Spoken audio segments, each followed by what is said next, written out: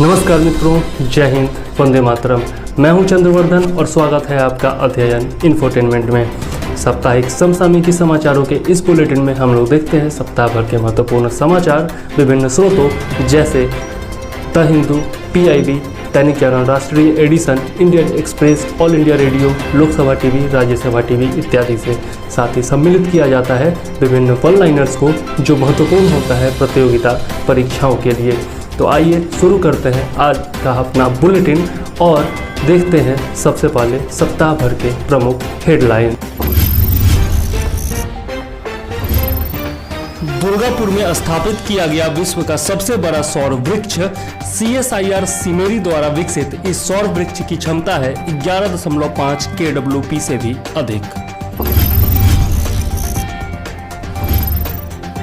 केंद्रीय मंत्रिमंडल द्वारा मिशन कर्मयोगी का अनुमोदन।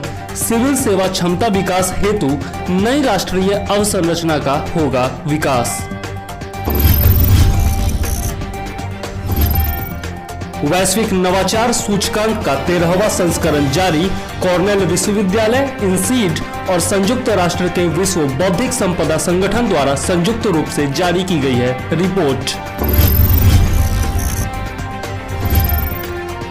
भारत द्वारा हाइपरसोनिक मिसाइल तकनीक का सफल परीक्षण किया गया। अमेरिका, रूस और चीन के बाद हाइपरसोनिक तकनीक विकसित करने वाला विश्व का चौथा देश बना भारत। आंध्र प्रदेश के कुडप्पा जिले में खुदाई के दौरान रेनाटी चोल युग के दुर्लभ शिलालेख की प्राप्ति। डोलोमाइट चट्टान के टुकड़े पर तेलुगु भाषा में उत्कीर्ण है लेख। राष्ट्रीय अपराध रिकॉर्ड ब्यूरो द्वारा आत्महत्या तथा दुर्घटनावश हुई मौतों पर जारी की गई रिपोर्ट। 2018 की तुलना में आत्महत्या तथा दुर्घटनावश मौतों की संख्या में हुई है वृद्धि। इलेक्ट्रॉनिक्स एवं सूचना प्रौद्योगिकी मंत्रालय द्वारा PUBG सहित 118 चीनी मोबाइल ऐप्स पर लगाया गया प्रतिबंध।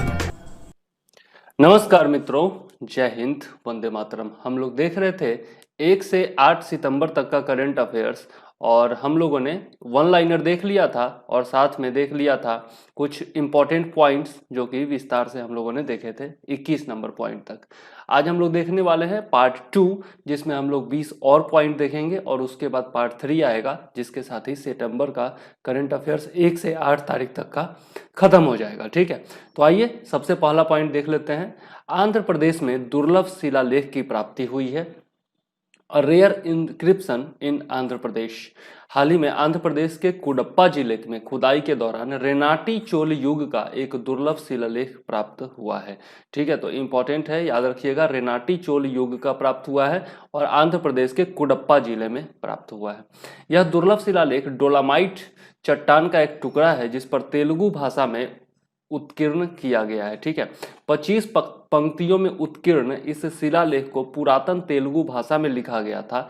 चट्टान के एक तरफ 11 पंक्तियों को तथा 14 पंक्तियों को दूसरी तरफ उत्कीर्ण किया गया था। ठीक है, यह शिलालेख 8वीं शताब्दी के आसपास का बताया जाता है जब यह क्षेत्र मतलब कडप्पा जिले के आसपास का क्षेत्र रेनाडू के चोल राजा के अधीन था। शिक्षाविद बताते हैं कि यह शिलालेख सिद्धामायु नामक एक व्यक्ति को उपहार में दी गई 6 मार्टस, एक प्रकार की भूमि मापने की इकाई, भूमि के रिकॉर्ड से संबंधित है। मतलब यह जो शिलालेख है सिद्धामादु, उसमें चर्चा की गई है कि किस प्रकार से सिद्धामादु नामक एक व्यक्ति को 6 मार्टस भूमि जो है वह उपहार स्वरूप दी गई थी और मार्टस जो होता है वह एक प्रकार की भूमि मापने की इकाई होती है। सिद्धामायु पिडुकुला गांव में मंदिर की सेवा करने वाले ब्राह्मणों में से एक था। रेनाटी चोल युग के बारे में देख लें तो 500 से 1100 ईस्वी तक रेनाटी चोल युग, जिन्हें रेनाडु क्षेत्र के तेलुगु चोल भी कहा जाता है, तो रेनाडी चोल युग राजवंश ने रेनाडु क्षेत्र यानी कि आधुनिक कडप्पा जिले पर शासन किया था। तो कब से कब तक किया था यह याद रखिएगा, क्योंकि अभी हाल ही में इनक्रिप्शन फाउंड हुआ है तो बहुत ज़्यादा इंपॉर्टेंट हो जाता है। तेलुगु चोल शासक एरिकल मुत्तुराजु धनंजय वर्मा के तेलुगु शिलालेख, जिसे एर्रागुडी पाडू सासानाम के रूप में जाना जाता है, को वर्तमान कुडप्पा जिले में 575 ईस्वी में उत्कीर्ण किया गया था। यह तेलुगु भाषा में उत्कीर्ण सबसे पहला शिलालेख रिकॉर्ड है। तो यह बहुत इंपॉर्टेंट है कि सबसे पहला शिलालेख रिकॉर्ड है, इसलिए याद रखना जरूरी हो जाता है। ठीक है, तो याद रखिएगा। नेक्स्ट पॉइंट है मुस्तफ़ा अदीब। मुस्तफ़ा अदीब के बारे में देख लें तो जर्मनी में लेबनान के राजदूत मुस्तफ़ा अदीब को लेबनान का नया प्रधानमंत्री नामित किया गया है। तो यह इंपॉर्टेंट हो जाता है, कोई भी देश के नए प्रधानमंत्री बनते हैं, राष्ट्रपति बनते हैं या राष्ट्राध्यक्ष बनते हैं, तो उनके बारे में पूछ लिया जाता है। मुस्तफ़ा अदीब को देश के प्रमुख राजनीतिक दलों का समर्थन प्राप्त है, जिसमें साद अल हरीरी का राजनीतिक दल भी शामिल है, जो कि लेबनान का सबसे बड़ा सुन्नी राजनीतिक दल है। मुसलमानों को दो कैटेगरी में बांटा जाता है, पहले होते हैं शिया, दूसरे होते हैं सुन्नी। तो यह जो है सुन्नी राजनीतिक दल है। इससे पहले लेबनान के पूर्व प्रधानमंत्री हसन दियाब ने लेबनान की राजधानी बेरूत में हुए एक शक्तिशाली विस्फोट के बाद इस्तीफा दे दिया था। बेरूत बंदरगाह के वेयर हाउस में लगभग 2750 टन अमोनियम नाइट्रेट मौजूद था, जो कि विस्फोट का कारण बना था। और यह जो है इम्पोर्टेंट हो जाता है, क्योंकि अमोनियम नाइट्रेट के बारे में भी हम लोगों ने पिछले वीडियोज में पढ़ा था। अमोनियम नाइट्रेट जो है इसका कारण था, और यह जो है पूछा जा सकता है, इसलिए याद रखिएगा कि लेबनान में जो विस्फोट हुआ उसका कारण क्या था, तो अमोनियम नाइट्रेट था। पश्चिमी एशिया में भूमध्य सागर के पूर्वी तट पर स्थित लेबनान की जनसंख्या लगभग 68.5 लाख है। लेबनान के उत्तर और पूरब में सीरिया तथा दक्षिण में इजराइल स्थित है। तो इसका जो लोकेशन है उसके बारे में बताया जा रहा है, यहाँ पर आप लोग देख सकते हैं इस मैप में कि लेबनान कहाँ है। ये रहा आपका दमास्कस, ये रहा, ठीक है, ये रहा सीरिया रहा, ठीक है।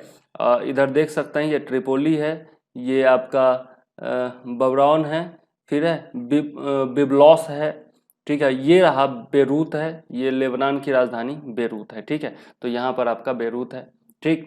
इधर आपका मेडिटेरेनियन सी हो गया, मतलब भूमध्य सागर हो गया, इधर सीरिया हो गया, दमास्कस हो गया। तो इस प्रकार से आप लोग देख सकते हैं मैप में।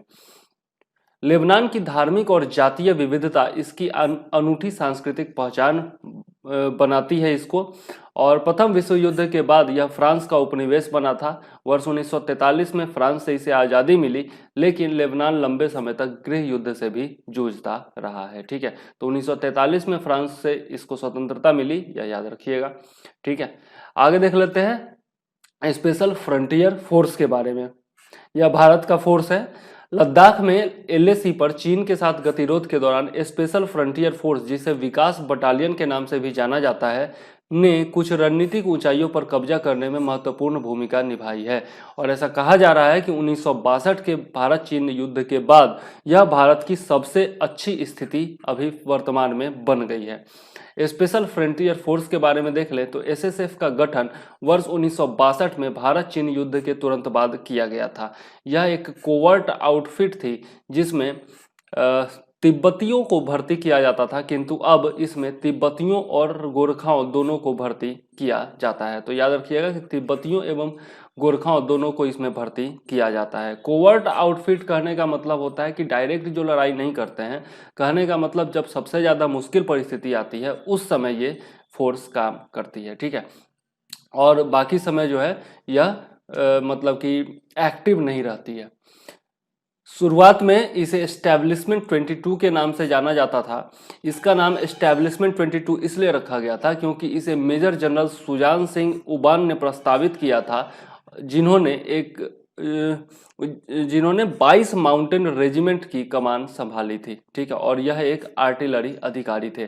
तो इसके नाम का प्रस्ताव किन्होंने दिया था? मेजर जनरल सुजान सिंह उबान ने दिया था, यह जरूर याद रखिएगा, ठीक है।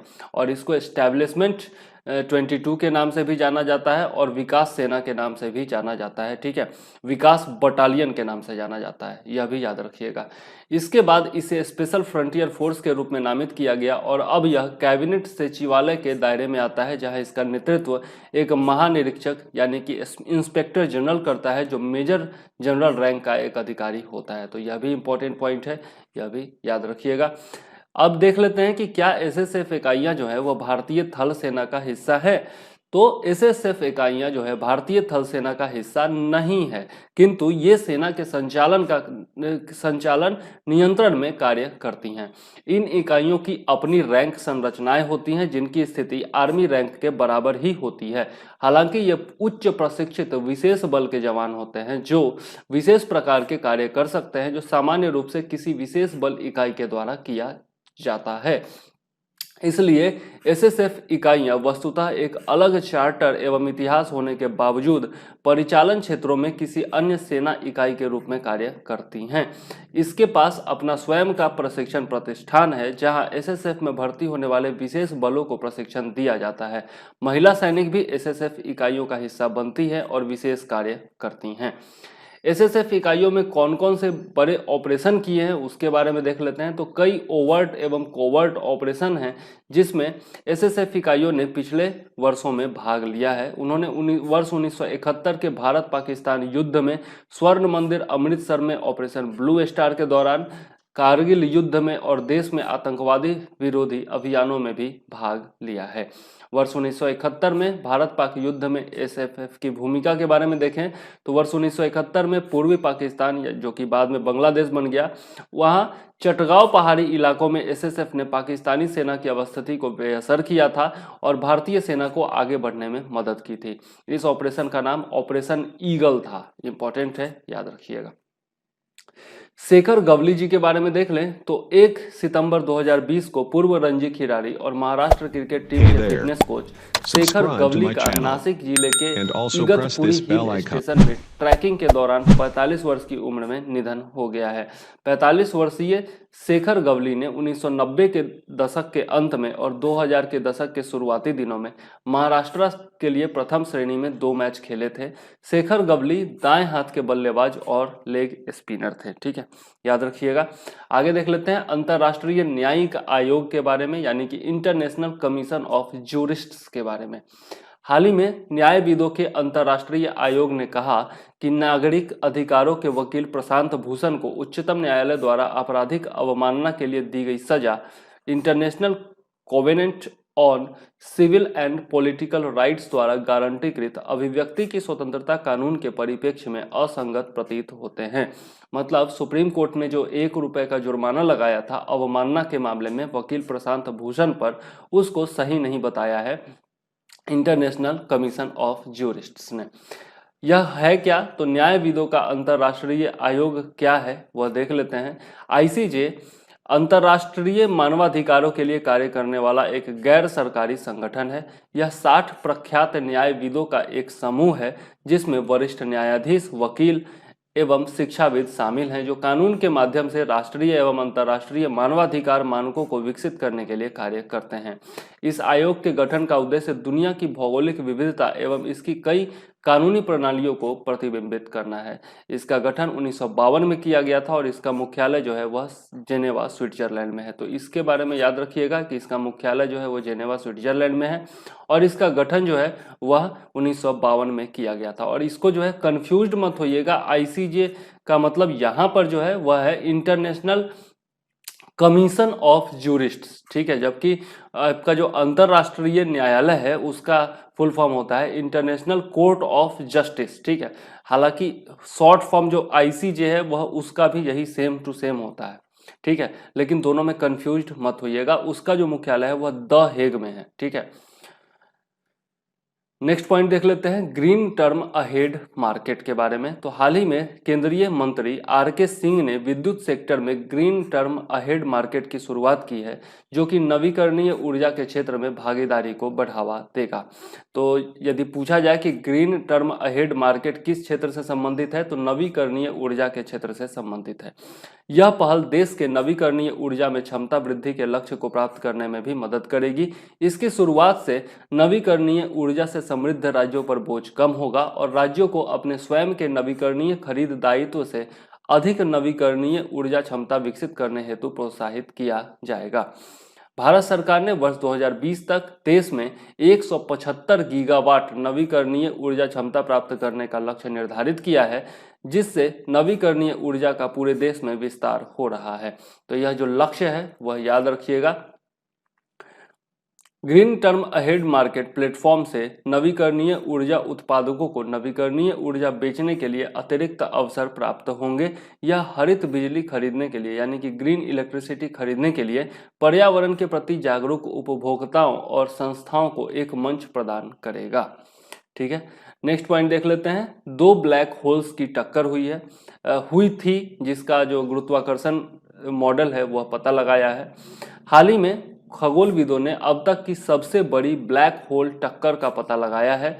लगभग 7 अरब वर्ष पहले दो ब्लैक होल आपस में टकराकर विलीन हो गए थे, किंतु यह घटना इतनी तीव्र थी कि इसने स्पेस टाइम परिप्रेक्ष्य के माध्यम से संकेतों को भेजा, जो 21 मई 2019 को पृथ्वी पर पहुंची थी। इन संकेतों को गुरुत्वाकर्षण तरंगों के रूप में दो वेधशालाओं संयुक्त राज्य अमेरिका की लीगो एवं इटली की विर्गो के द्वारा पता लगाया गया है। ठीक है, यह इंपॉर्टेंट है, किसके किसके द्वारा पता लगाया गया है, तो संयुक्त राज्य अमेरिका की लीगो और इटली की विर्गो के द्वारा इसका पता लगाया गया है। इटली का यह विर्गो इंटरफेरोमीटर एक बड़ा इंटरफेरोमीटर है, जिसे सापेक्षता के सामान्य सिद्धांत यानी कि थ्योरी ऑफ जनरल रिलेटिविटी के द्वारा अनुमानित गुरुत्वाकर्षण तरंगों का पता लगाने के लिए डिजाइन किया गया है। इस तरंगीय संकेत को GW190521 नाम दिया गया है, जो कि ब्लैक होल की टक्कर से आया था। शोधकर्ताओं का अनुमान है कि सूर्य की तुलना में ये दो ब्लैक होल क्रमशः 66 एवं 85 गुना अधिक बड़े हैं, जो सूर्य की तुलना में 142 गुना अधिक बड़े ब्लैक होल का निर्माण करते हैं। फिजिकल रिव्यू लेटर्स में प्रकाशित की गई यह घटना गुरुत्वाकर्षण तरंगों के जरिए पता लगाई गई अब तक की सबसे बड़ी खोजों में से एक है। इंपॉर्टेंट पॉइंट है, याद रखिएगा। मतलब सिर्फ इतना है कि दो ब्लैक होल्स का टक्कर हुआ था आपका 7 अरब वर्ष पहले, जिससे गुरुत्वाकर्षण संकेत जो है वो निकले थे, गुरुत्वाकर्षण तरंग निकले थे, और वह संकेतों के रूप में 21 मई 2019 को पृथ्वी पर पहुंचे, और उन्हीं का पता लगाया गया है अमेरिका के लीगो एवं इटली की विर्गो के द्वारा। ठीक है, जो कि वेधशालाएं हैं। आगे देख लेते हैं मास स्पेक्ट्रोमीटर के बारे में। तो हाल ही में institute of genomics and integrative biology IGIB और national centre for disease control के शोधकर्ता मास स्पेक्ट्रोमीटर का उपयोग करके RT-PCR परीक्षण की तुलना में 95% संवेदनशीलता एवं 100% स्पष्टता के साथ कोविड-19 का पता लगाने में समर्थ हुए हैं। ठीक है, RT-PCR परीक्षण जो है आज के डेट में किया जा रहा है कोविड-19 के लिए, तो उसकी तुलना में जो है बहुत ही अधिक लाभदायक है यह मास स्पेक्ट्रोमीटर। ठीक है, इसके बारे में यहाँ पर आप लोग देख सकते हैं किस प्रकार से फंक्शन करता है।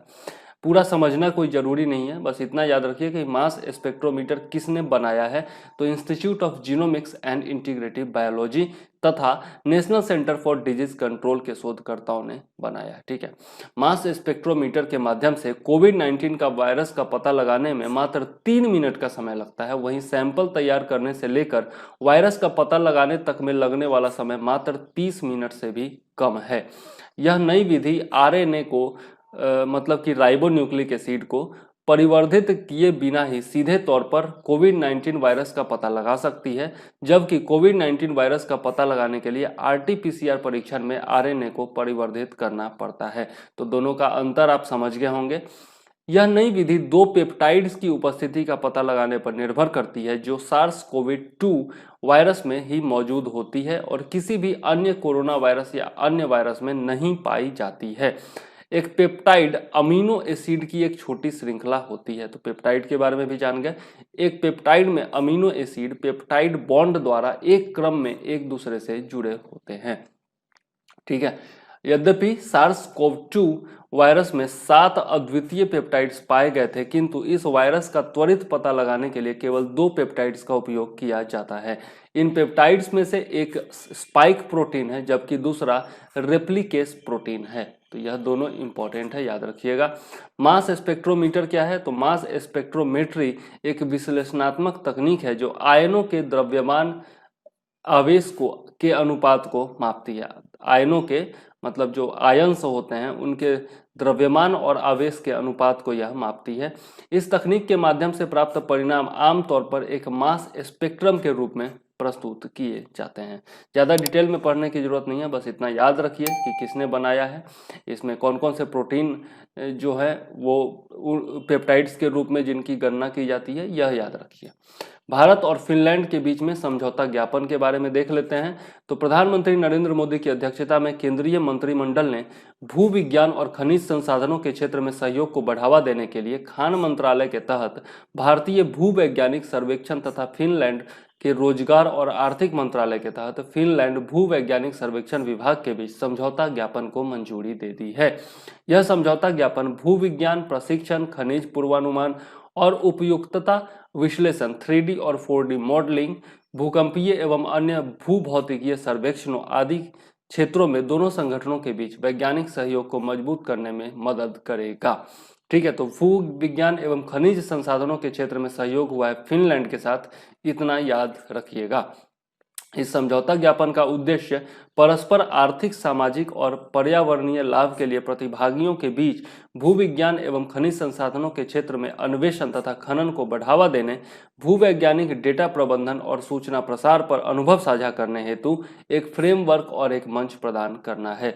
भारतीय भूवैज्ञानिक सर्वेक्षण यानी कि GSI, geological survey of India, Bharat सरकार का एक प्रमुख भूवैज्ञानिक संगठन है जिसका मुख्य कार्य भारतीय भूविज्ञानिक संबंधी सूचना जारी करना तथा उन्हें अद्यतन करना, मतलब कि क्या बोलते हैं उसको, मॉडर्नाइज करना। अद्यतन करना कहने का मतलब क्या होता है कि अद्यतन मतलब होता है जो अभी हाल फिलहाल का है, ठीक है, उसको अद्यतन कहते हैं, मतलब कि एकदम एडवांस करना और खनिज संसाधनों का मूल्यांकन करना है। ठीक है, यह भारत सरकार के खनन मंत्रालय के अंतर्गत कार्य करता है, यह जरूर इंपॉर्टेंट है, याद रखिएगा, यह भारत सरकार के खनन मंत्रालय के अंतर्गत कार्य करता है। आगे देख लेते हैं स्पेस एक्स का पहला ध्रुवीय कक्षा मिशन। हाल ही में स्पेस एक्स ने संयुक्त राज्य अमेरिका के फ्लोरिडा से सफलतापूर्वक अपना ध्रुवीय कक्षा मिशन लॉन्च किया है। तो फर्स्ट पोलर ऑर्बिट मिशन है यह स्पेस एक्स का। ठीक है, और स्पेस एक्स जो है वो प्राइवेट कंपनी है संयुक्त राज्य अमेरिका की। ठीक है, जैसे नासा है सरकारी हो गया संयुक्त राज्य अमेरिका का, उसी तरह से प्राइवेट है स्पेस एक्स। ठीक है, जो कि अपना यान वगैरह लॉन्च करते रहता है अक्सर। तो आप लोग ये बताइए कि स्पेस एक्स के संस्थापक कौन है। ठीक है, यह जरूर कमेंट में लिखिएगा। प्रमुख बिंदु देख लेते हैं। तो फाल्कन 9 मिशन के द्वारा 3 पेलोड को लॉन्च किया गया, जिसमें अर्जेंटीना अंतरिक्ष एजेंसी का साओकॉम 1B सिंथेटिक एपर्चर रडार उपग्रह, ठीक है, और टाइवेक एवं प्लैनेट IQ कंपनी के 2 छोटे उपग्रह जीनोम्स 1 एवं टाइवेक 0172 शामिल थे। तो ये पेलोड के बारे में कुछ खास इंपॉर्टेंट नहीं है, वो नहीं पूछा जाएगा।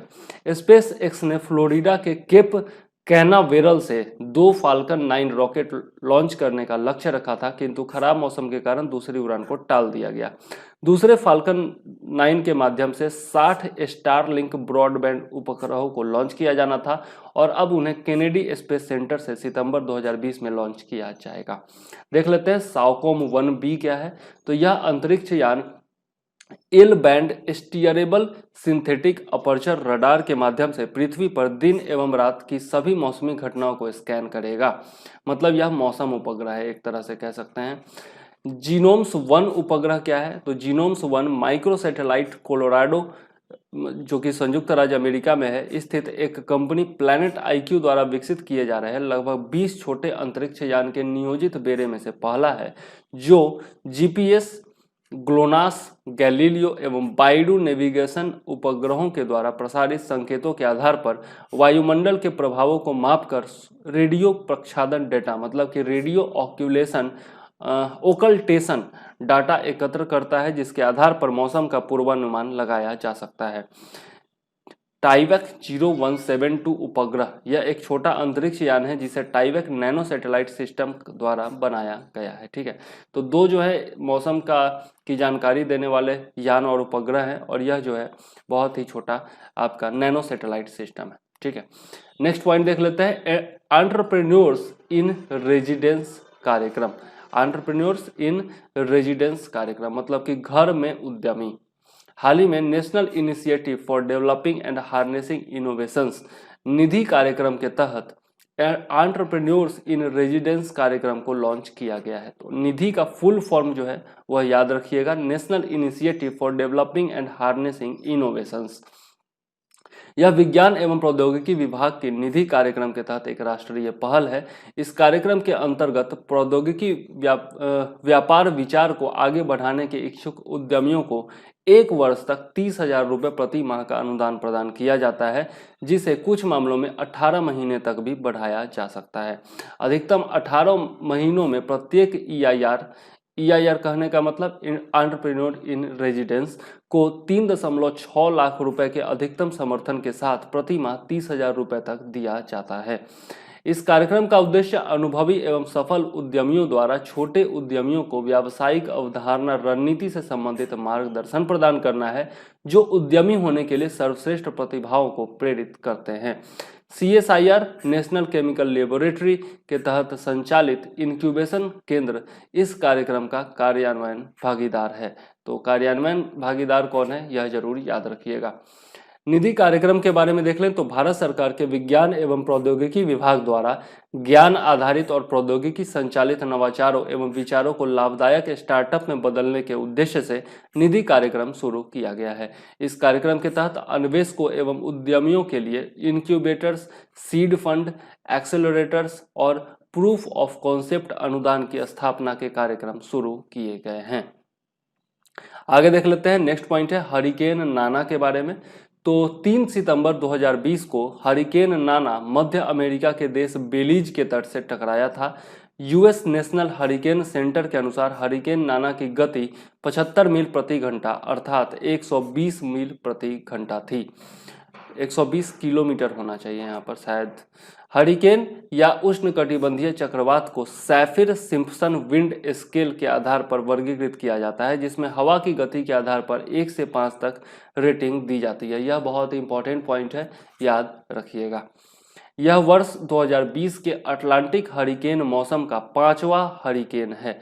अटलांटिक हरिकेन मौसम की अवधि 1 जून से 30 नवंबर के मध्य होती है और national oceanic and atmospheric administration के अनुसार एक औसत हरिकेन मौसम में लगभग 12 हरिकेन लाते हैं, जिसमें से 3 प्रमुख हरिकेन के साथ 6 सामान्य हरिकेन होते हैं, जबकि पूर्वी प्रशांत तट पर हरिकेन मौसम की अवधि 15 मई से 30 नवंबर के मध्य होती है। हरिकेन मौसम से तात्पर्य वैसा समय अवधि से है जिस दौरान हरिकेन अधिक संख्या में आते हैं। ठीक है, तो यह हो गया हरिकेन मौसम। तो जो पूर्वी प्रशांत तट पर 15 मई से 30 नवंबर के बीच होता है और अटलांटिक जो महासागर है उसमें जो है यह 1 जून से 30 नवंबर के मध्य होता है। ठीक है, और इसमें क्या होता है, अटलांटिक वाले में क्या होता है कि लगभग 12 हरिकेन आते हैं। ठीक है, और इसमें जो है 3 प्रमुख होते हैं और 6 जो है वो सामान्य होते हैं। बेलीज के बारे में देख लें तो बेलीज एक कैरेबियाई देश है जो मध्य अमेरिका के उत्तर पूर्वी तट पर अवस्थित है। यहाँ पर आप देख सकते हैं, ये रहा बेलीज। ठीक है, बेलीज की सीमा उत्तर पश्चिम में मैक्सिको से, पूर्व में कैरेबियन सागर से और दक्षिण एवं पश्चिम में ग्वाटेमाला से लगती है।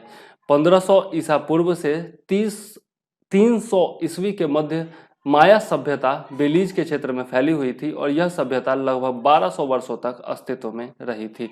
माया सभ्यता एक मेसो अमेरिकन सभ्यता थी जिसे माया लोगों द्वारा विकसित किया गया था। कोलंबियाई अमेरिका में इस सभ्यता की लेखन प्रणाली सबसे परिष्कृत एवं उच्च विकसित अवस्था में थी। इन लोगों को कला, वास्तुकला, गणित, कैलेंडर एवं खगोलीय प्रणाली का भी ज्ञान था। बेलीज बैरियर रीफ कोरल रीफ की एक श्रृंखला है जो बेलीज के तट पर फैली हुई है। बेलीज बैरियर रीफ 900 किलोमीटर लंबे meso American barrier reef system का एक भाग है। बेलीज बैरियर रीफ को वर्ष 1996 में यूनेस्को द्वारा विश्व धरोहर स्थल घोषित किया गया था। तो यह इंपॉर्टेंट है, याद रखिएगा। Meso American barrier reef system के बारे में देखें तो meso American barrier reef system, जिसे ग्रेट मायन रीफ या ग्रेट माया रीफ के नाम से भी जाना जाता है, एक समुद्री क्षेत्र है जो युकाटन प्रायद्वीप में इसला कोन्टाय से बेलीज, ग्वाटेमाला एवं होंडुरस की खाड़ी द्वीप समूह तक 1000 किलोमीटर में फैला हुआ है। दक्षिण पूर्वी मैक्सिको में युकटान प्रायद्वीप कैरिबियन सागर को मैक्सिको की खाड़ी से अलग करता है। ये रहा आपका युकटान पेनिनसुला, ये रहा यूनाइटेड स्टेट, ये रहा मैक्सिको, ठीक है। ये ग्वाटेमाला हो गया। तो इस प्रकार से आप लोग यहाँ पर मैप पर थोड़ा सा देख सकते हैं, या फिर इंटरनेट पर जो है गूगल पर सर्च कीजिए और मैप जरूर देख लीजिए। ये याद रखिएगा कि दक्षिण पूर्वी मैक्सिको में युकटान प्रायद्वीप जो है वह कैरिबियन सागर को मैक्सिको की खाड़ी से अलग करता है। आगे देख लेते हैं क्रस्टेशिया के बारे में। हाल ही में पृथ्वी पर सबसे गर्म स्थान के रूप में प्रसिद्ध मरुस्थल दस्ते लूट से मीठे पानी के क्रस्टेशिया की एक प्रजाति की खोज की गई है। तो दस्ते लूट जो है वह सबसे गर्म स्थान है पृथ्वी पर, ठीक है, तो याद रखिएगा। क्रस्टेशिया की यह नई ज्ञात प्रजाति जीनस फालोक्रिप्टस से संबंधित है। अलग अलग शुष्क एवं अर्ध शुष्क क्षेत्रों में क्रस्टेशिया की पहले से ही 4 प्रजातियां ज्ञात हैं। ईरानी संरक्षण जीव विज्ञानी हादी फहीमी के सम्मान में क्रस्टेशिया की इस नई प्रजाति को फालोक्रिप्टिस फहीमी नाम दिया गया है, यह जरूर याद रखिएगा, जिसकी वर्ष 2018 में एक हवाई जहाज दुर्घटना में मृत्यु हो गई थी। जीव विज्ञानी हादी फहीमी वर्ष 2017 के उस अभियान दल का हिस्सा थे जो ईरान के दस्ते लूट मरुस्थल की पारिस्थितिकी, जैव विविधता, भू आकृति विज्ञान एवं जीवाश्म विज्ञान को बेहतर ढंग से समझने के लिए इसका अन्वेषण कर रहा था। क्रस्टेशिया की इस नई प्रजाति से संबंधित निष्कर्षों को जूलॉजी इन मिडिल ईस्ट में प्रकाशित किया गया है। यह कोई पत्रिका है जिसमें इसे प्रकाशित किया गया है। दस्ते लूट के बारे में देख लें तो यह एक विशाल लवणीय रेगिस्तान है जो ईरान के किरमान एवं सिस्तान तथा बलूचिस्तान प्रांतों में फैला हुआ है। यह इंपॉर्टेंट है, याद रखिएगा। यह दुनिया का 25वां सबसे बड़ा रेगिस्तान है और ईरान का दूसरा सबसे बड़ा रेगिस्तान है। दस्ते काबिर, जिसे काबिर ए नमक एवं ग्रेट साल्ट डिजार्ट के रूप में भी जाना जाता है, ईरान का सबसे बड़ा मरुस्थल है, यह भी याद रख लीजिएगा। इसे 17 जुलाई 2016 को यूनेस्को की विश्व विरासत सूची में शामिल किया गया था। वर्ष 2006 में नासा ने इस रेगिस्तान का तापमान 70.7 डिग्री सेल्सियस रिकॉर्ड किया था, जो हाल के दिनों में बढ़कर 80.3 डिग्री सेल्सियस तक पहुंच गया है। गहरे कंकर जो गर्मी उत्पन्न करते हैं इस अधिकतम तापमान के कारणों में से एक है। यहाँ औसत तापमान -2.6 डिग्री सेल्सियस सर्दियों में से लेकर 50.4 डिग्री सेल्सियस गर्मियों में होता है, जबकि वार्षिक वर्षा 30 मिलीमीटर प्रति वर्ष से अधिक नहीं होती है। रेगिस्तान की एफ्रो एशियाई बेल्ट के बारे में देख लें तो ईरान रेगिस्तान की एफ्रो एशियाई बेल्ट का एक हिस्सा है जो पश्चिमी अफ्रीका के केप वर्डे द्वीपों से लेकर मंगोलिया तक फैली हुई है। तो यह एफ्रो एशियाई बेल्ट कहाँ से कहाँ तक फैला हुआ है, यह याद रखिएगा। पश्चिम अफ्रीका के केप वर्डे द्वीप से लेकर मंगोलिया तक फैला हुआ है, ठीक है। आगे देख लेते हैं। बांग्लादेश को त्रिपुरा से जोड़ता हुआ नया जलमार्ग बनाया गया है। तो त्रिपुरा और बांग्लादेश को अंतर्देशीय जलमार्ग से जोड़ने के लिए बांग्लादेश की दाऊद कंडी से त्रिपुरा के सोनमुड़ा तक ट्रायल रन की शुरुआत हो गई है। इंपॉर्टेंट है, कहां से कहां तक, ये याद रखिएगा, दाऊद कंडी से लेकर सोनमुड़ा तक। इस जलमार्ग के शुरू होने पर पूर्वोत्तर के राज्यों को खासा फायदा मिलेगा और भारत तथा बांग्लादेश के बीच कारोबार में भी बढ़ोतरी होगी। मौजूदा कोरोना वायरस महामारी के दौरान अंतर्देशीय जलमार्ग के माध्यम से उन्नत कनेक्टिविटी दोनों देशों भारत बांग्लादेश के व्यापारियों और व्यापारी समुदायों के लिए परिवहन का एक किफायती, तेज, सुरक्षित और स्वच्छ माध्यम प्रदान करेगी। नेक्स्ट देख लेते हैं असम धरोहर विधेयक के बारे में। तो असम विधानसभा ने राज्य की ऐसी मूर्त विरासत की रक्षा, संरक्षण और पुनर्स्थापन के लिए एक विधेयक पारित किया है जो वर्तमान में किसी भी राष्ट्रीय या राज्य कानून के तहत शामिल नहीं है। असम मूर्त धरोहर सुरक्षा, संरक्षण, परिरक्षण और रखरखाव विधेयक 2020 का पारित होना वर्ष 1985 के असम समझौते के खंड 6 को लागू करने की दिशा में एक ऐतिहासिक कदम है। इस विधेयक में संग्रहालय वस्तुओं यानी कि म्यूजियम ऑब्जेक्ट्स जैसे कि सिक्के, मूर्तियों, पांडुलिपियों, पुरालेखों या कला और शिल्प कौशल के अन्य कार्य और स्वदेशी लोगों की सभी सांस्कृतिक कलाकृतियों को शामिल किया गया है। यह विधेयक असम की मूर्त विरासत की रक्षा, संरक्षण एवं रखरखाव और जीर्णोद्धार का प्रयास करता है। अधिनियम में उन सभी धरोहरों को शामिल किया जाएगा जो कम से कम 75 वर्ष से अस्तित्व में है। इस विधेयक के तहत उन धरोहरों को शामिल नहीं किया जाएगा जिन्हें संसद द्वारा राष्ट्रीय महत्व के रूप में घोषित किया गया है अथवा जिन्हें असम प्राचीन स्मारक और अभिलेख अधिनियम 1959 के तहत कवर किया गया है। असम समझौते की धारा 6 में असमिया लोगों की सांस्कृतिक, सामाजिक, भाषाई पहचान और धरोहर के संरक्षण तथा उसे बढ़ावा देने के लिए उचित संवैधानिक, विधायी एवं प्रशासनिक उपाय करने का प्रावधान है। तो यह जरूर याद रखिएगा, असम समझौते की धारा 6। नेक्स्ट पॉइंट देख लेते हैं जम्मू कश्मीर जैव विविधता परिषद के बारे में। हाल ही में जम्मू कश्मीर प्रशासन ने केंद्रीय शासित प्रदेश में जैविक घटकों के संरक्षण एवं उसके घटकों के सतत उपयोग के लिए 10 सदस्यीय परिषद का गठन किया है। यह 10 सदस्यीय परिषद है, यह याद रखिएगा। राज्य के प्रधान महावन संरक्षक, principal chief conservator of forests, इस 10 सदस्यीय पैनल के अध्यक्ष होंगे। साथ ही इस पैनल में 5 गैर सरकारी सदस्य भी शामिल होंगे। इंपॉर्टेंट पॉइंट है, जम्मू कश्मीर के वन अनुसंधान संस्थान के निदेशक इस परिषद के सदस्य सचिव के रूप में कार्य करेंगे। अधिसूचना के अनुसार परिषद के गैर सरकारी सदस्यों का कार्यकाल 3 वर्ष की अवधि का होगा। प्रदेश के वित्त विभाग की सहमति से एक कोष का गठन करेगी जिसे जम्मू कश्मीर जैव विविधता परिषद कोष के रूप में जाना जाएगा और इसमें सभी शुल्क, प्रभार और परिषद द्वारा प्राप्त लाभ राशि डाली जाएगी। यह परिषद राष्ट्रीय जैव विविधता प्राधिकरण के परामर्श से जैव विविधता से संबंधित मुद्दों में अनुमोदन प्राप्त करने के लिए प्रारूप और प्रक्रियाओं को सूचित करेगा। नेक्स्ट पॉइंट देख लेते हैं, बांग्लादेश की हिंदू विधवा महिलाओं को पति की संपत्ति में अधिकार दिया गया है। बांग्लादेश की एक शीर्ष अदालत ने ऐतिहासिक निर्णय देते हुए स्पष्ट कर दिया है कि बांग्लादेश में हिंदू विधवाओं का अपने मृत पति की कृषि और गैर कृषि भूमि दोनों पर अधिकार होगा। बांग्लादेश की शीर्ष अदालत ने कहा है कि चूंकि कृषि और गैर कृषि भूमि में कोई अंतर नहीं है, इसलिए हिंदू विधवा महिलाओं को अपने पति की हर तरह की भूमि पर पूरा अधिकार है। वर्तमान नियमों के अनुसार बांग्लादेश में हिंदू विधवा महिलाओं को मृत जीवन साथी की वास भूमि में ही हिस्सा मिलता है, मतलब कि जिस भूमि पर वह रहता है उसी भूमि पर हिस्सा मिलता है। उन्हें किसी अन्य संपत्ति जैसे गैर कृषि योग्य भूमि आदि पर प्राप्त करने का अधिकार नहीं है। हिंदू महिलाओं को अपने जीवन काल में इस प्रकार की संपत्ति को बेचने का अधिकार भी अब प्राप्त हो गया है। आगे देख लेते हैं काजीरंगा राष्ट्रीय उद्यान और टाइगर रिजर्व के बारे में। तो असम सरकार ने काजीरंगा राष्ट्रीय उद्यान में 3000 हेक्टेयर से अधिक अतिरिक्त भूमि शामिल करने को मंजूरी दे दी है। यह बेहतर वन्य जीव संरक्षण और भविष्य में मानव तथा वन्य जीवों के बीच में संघर्ष की स्थिति को कम करने की दिशा में एक महत्वपूर्ण कदम होगा। तो 3000 हेक्टेयर जमीन जोड़ा गया है, याद रखिएगा।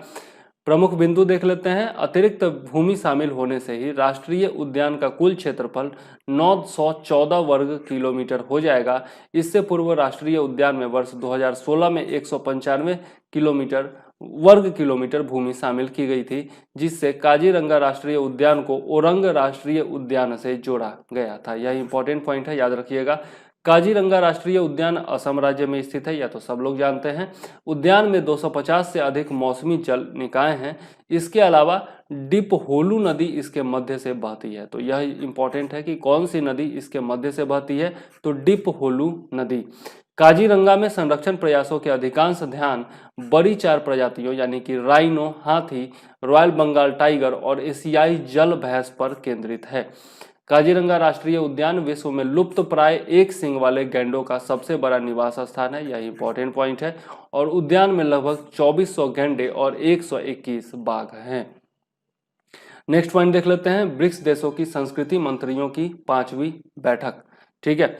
और इसमें जो है प्रहलाद सिंह पटेल ने भाग लिया था। केंद्रीय संस्कृति एवं पर्यटन राज्य मंत्री स्वतंत्र प्रभार प्रहलाद सिंह पटेल ने 3 सितंबर 2020 को वर्चुअल रूप से 5वीं ब्रिक्स संस्कृति मंत्रियों की बैठक में भाग लिया और यह बैठक रूसी फेडरेशन की अध्यक्षता में वीडियो कॉन्फ्रेंसिंग के जरिए आयोजित की गई। ब्राजील, रूस, भारत, चीन और दक्षिण अफ्रीका के संस्कृति मंत्रालयों के शिष्टमंडलों ने बैठक में भाग लिया। तो रूसी फेडरेशन की अध्यक्षता में इसका आयोजन हुआ था, यह जरूर याद रखिएगा। बैठक के दौरान ब्रिक्स देशों में सांस्कृतिक क्षेत्र पर महामारी की स्थिति के प्रभाव की चर्चा की गई और ब्रिक्स के भीतर संयुक्त सांस्कृतिक ऑनलाइन परियोजनाओं के संभावित कार्यान्वयन की समीक्षा भी की गई। बैठक में भारतीय पक्ष द्वारा क्या क्या सुझाव दिए गए हैं वो देख लेते हैं। तो वर्ष 2021 के अंत तक ब्रिक्स एलायंस ऑफ म्यूजियम के तत्वावधान में साझी विषय वस्तुओं पर एक डिजिटल ऑनलाइन प्रदर्शनी की मेजबानी करने की संभावनाओं की खोज करना, ब्रिक्स अलायंस ऑफ लाइब्रेरीज के तत्वावधान में 2021 में भारत की ब्रिक्स प्रेसिडेंसी के दौरान ब्रिक्स कॉर्नर खोलना। यह कॉर्नर ब्रिक्स देशों के इतिहास एवं संस्कृति से संबंधित सूचना प्रसारित करेगा।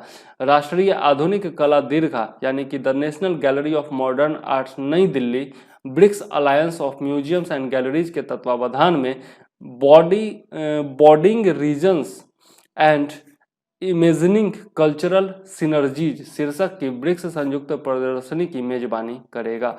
तो यह इंपॉर्टेंट है, याद रखिएगा कि कहाँ मेजबानी की जाएगी, किसके द्वारा और उसका जो शीर्षक होगा वह क्या होगा।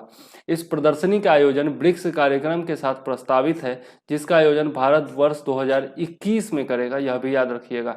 इस प्रदर्शनी का उद्देश्य ब्रिक्स अलायंस के तहत 5 सम्मानित संस्थानों से लगभग 100 कलाकृतियों को प्रस्तुत करना है। इस बैठक के दौरान सभी देशों के मंत्रियों द्वारा घोषणा पत्र पर सहमति जताई गई और इस पर ब्रिक्स देशों के सभी प्रतिनिधियों ने हस्ताक्षर किए। नेक्स्ट पॉइंट देख लेते हैं नई हाइब्रिड जीवाणु शोधन तकनीक के बारे में। हाल ही में भारतीय प्रौद्योगिकी संस्थान तिरुपति IIT तिरुपति तथा भारतीय विज्ञान शिक्षा और अनुसंधान संस्थान तिरुपति ने मिलकर एक पोर्टेबल ऑप्टिकल कैविटी विकसित किया है। विशेषता क्या है? तो पोर्टेबल ऑप्टिकल कैविटी हाइब्रिड जीवाणु शोधन प्रणाली नामक एक नई तकनीक पर आधारित प्रणाली है जो कोविड-19 से बचने के लिए आवश्यक व्यक्तिगत सुरक्षा उपकरण यानी कि PPE पर्सनल प्रोटेक्शन किट को संक्रामक रोगाणुओं से सुरक्षित रखेगी, जिससे इसका कई बार आसानी से उपयोग किया जा सकेगा। पारंपरिक UV प्रणाली मतलब अल्ट्रावायोलेट प्रणाली के विपरीत यह इकाई उपचार क्षेत्रों में फोटोन फ्लक्स के उपयोग को अनुकूलित करने के लिए ऑप्टिकल कैविटी अवधारणा का अनुसरण करती है। यह प्रणाली UV विकिरण को परिभाषित करती है और फोटोन फ्लक्स तथा जीवाणु शोधन के प्रभाव को बढ़ाती है। UVC अल्ट्रावायोलेट C शीत प्लाज्मा मतलब कोल्ड प्लाज्मा और H2O2 स्प्रे का सुसंगत संचालन अधिक हाइड्रोक्सिक रेडिकल उत्पादन के कारण जीवाणु शोधन दक्षता को मजबूत करता है। महत्व देख लेते हैं। तो यह जीवाणु शोधन इकाई मतलब पोर्टेबल स्टरिलाइजेशन यूनिट व्यक्तिगत सुरक्षा उपकरणों के अतिरिक्त अन्य घरेलू वस्तुओं के कुशल और तीव्र परिशोधन में महत्वपूर्ण भूमिका निभाएगी। इसका उपयोग स्वास्थ्य पेशेवरों और अन्य कोविड योद्धाओं के द्वारा किया जा सकेगा। लाभ देख लेते हैं। तो खतरनाक ठोस अवशिष्टों को सीमित किया जा सकता है, आर्थिक व्यय के भार में कमी आएगी। इसके अतिरिक्त सभी लोगों को आवश्यक व्यक्तिगत सुरक्षा उपकरणों तक पहुंच संभव हो सकेगी।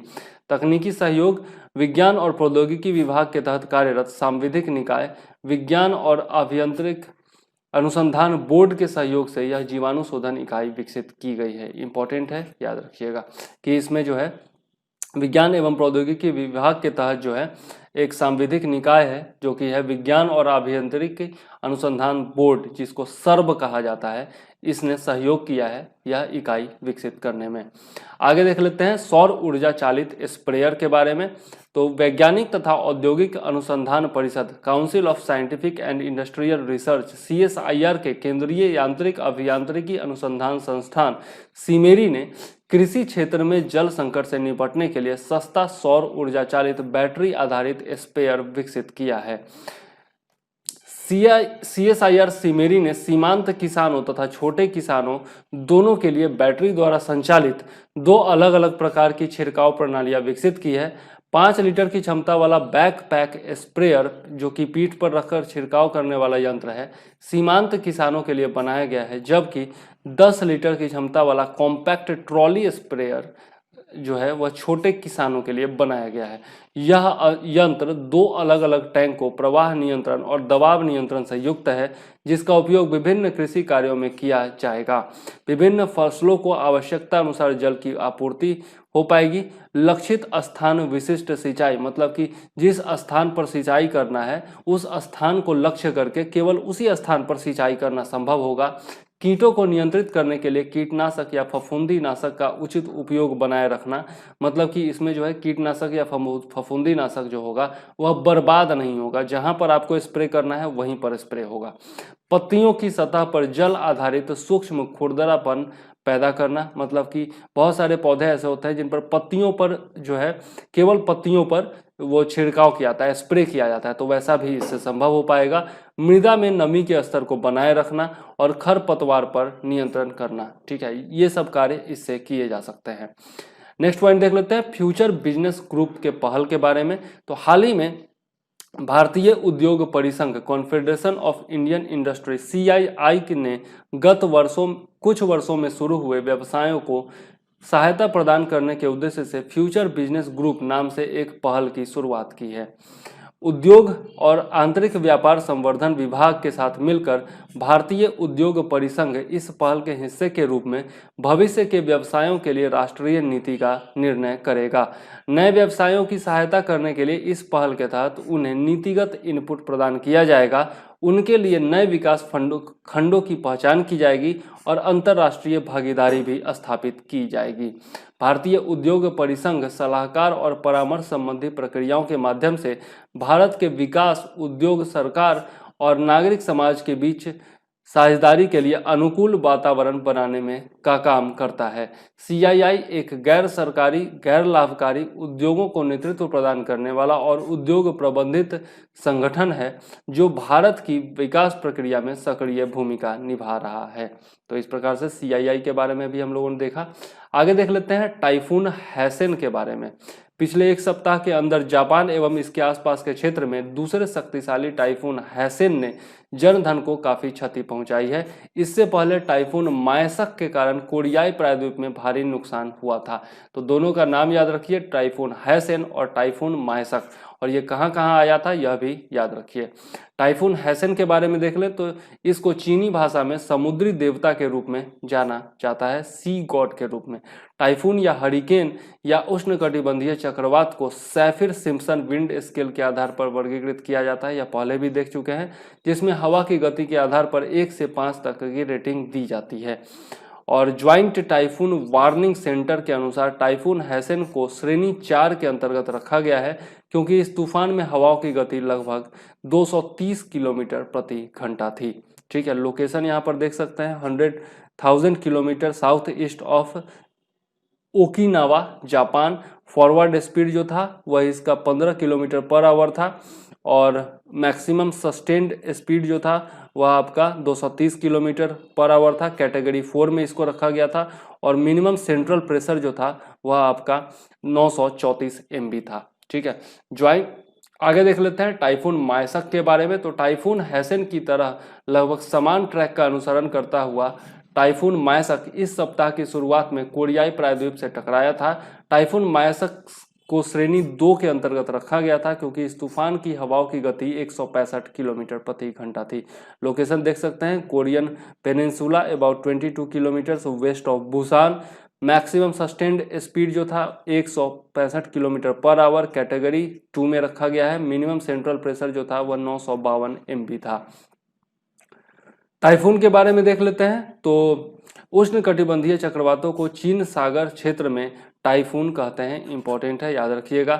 ज़्यादातर टाइफून जून से नवंबर के बीच में आते हैं, जो जापान, फिलीपींस और चीन जैसे देशों को प्रभावित करते हैं। दिसंबर से मई के बीच में आने वाले टाइफूनों की संख्या कम ही होती है। उत्तर अटलांटिक और पूर्वी प्रशांत क्षेत्र में टाइफानों को हरिकेन कहा जाता है, चक्रवातों को उत्तरी अटलांटिक और पूर्वी प्रशांत क्षेत्र में चक्रवातों को हरिकेन कहा जाता है। दक्षिण पूर्व एशिया और चीन में टाइफून कहा जाता है। दक्षिण पश्चिम प्रशांत और हिंद महासागर क्षेत्र में उष्णकटिबंधीय चक्रवात कहा जाता है। बहुत ही इंपॉर्टेंट पॉइंट है, कई बार पूछा जा चुका है, इसलिए याद रखिएगा। ठीक है, आगे देख लेते हैं डोंगरिया कोंद के बारे में। यह एक जनजाति है। हाल ही में ओडिशा के जनजातीय संग्रहालय में डंगरिया कोंद जनजाति की श्रम सहकारी समितियों, उनकी संरचना एवं कामकाज पर ध्यान केंद्रित करते हुए एक लघु फिल्म प्रसारित की गई है। डोंगरिया कोंद एक विशेष रूप से कमजोर आदिवासी समूह है जो ओडिशा के रायगढ़ एवं कालाहांडी जिलों में नियामगिरी पहाड़ों की ढलान पर निवास करते हैं। इंपॉर्टेंट पॉइंट है, याद रखिएगा। यह जनजाति अपने समुदाय के ही अंतर्गत कम से कम 10 प्रकार के सहकारी श्रम साझा करने का अभ्यास करती है। खड़े पहाड़ी ढलानों पर कृषि करने के लिए अत्यधिक श्रम की आवश्यकता होती है जो एक एकल परिवार प्रदान नहीं कर सकता। इसलिए डोंगरिया कोंद जनजाति ने सभी परिवारों के कृषि कार्यों को पूरा करने के लिए श्रम सहकारी समितियों की अवधारणा नामक एक नई स्वदेशी प्रणाली विकसित की।